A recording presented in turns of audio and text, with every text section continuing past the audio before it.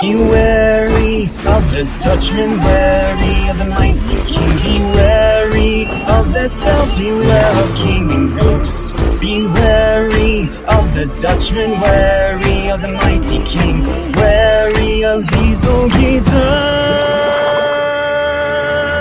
What's up? What's happening? What's going on, everybody? Welcome back to Mr. Station, which is for anything and everything animation, including a sponge that lives in a pineapple under the sea, as well as TV and movies. I'm your host, Justin Small. Welcome back to SpongeBob Month 8, the end of the Dark Ages. Welcome to a review that is a couple days late because I put all my focus into Demon Slayer for a little while, and I apologize. But we're back on track now, and I'm going to do this review tonight, and then a whole ton of them tomorrow. So, just be aware of that.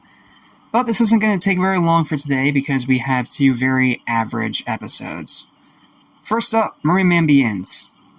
This is an episode about learning the actual origin of Mermaidman and Barnacle Boy. But what it actually is 11 minutes of filler that lead to the origin at the very, very end. This episode's just boring. Like, it's not terrible, but it's not great either. It's as average as it gets. I mean, I guess if I had to pick highlights, Mermaidman's version of the origin is funny. It's wrong, but it's funny. And then the actual origin is so insane that it becomes funny. That's literally all I got for this episode. Like, outside of that, it's just filler, wasting time, and bad jokes.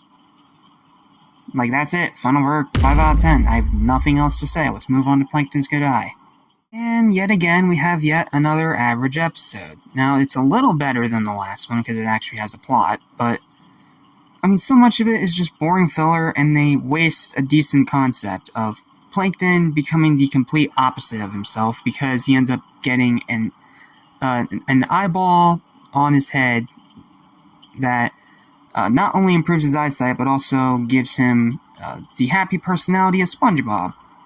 And he starts doing happy things and starts doing what he's not supposed to be doing, which is a little funny, even if it is repetitive, because, yeah, I guess the motivation for why he did it, because he wants to get the Krabby Patty secret formula.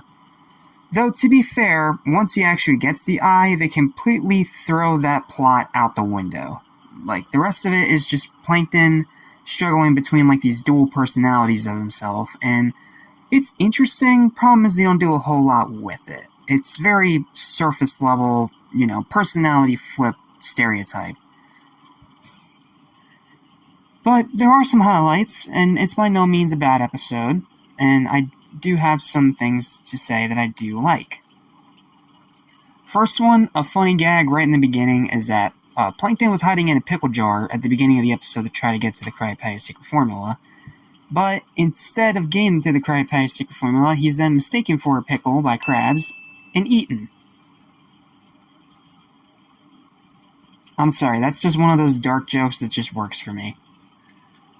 Then the second highlight I have is when the first failed attempt of them trying to actually give him a second eyeball, and he literally becomes an eldritch horror for a brief moment with a bunch of eyeballs. Like, it's funny. Like, it's creepy, but also kind of funny, because then he becomes one giant eyeball.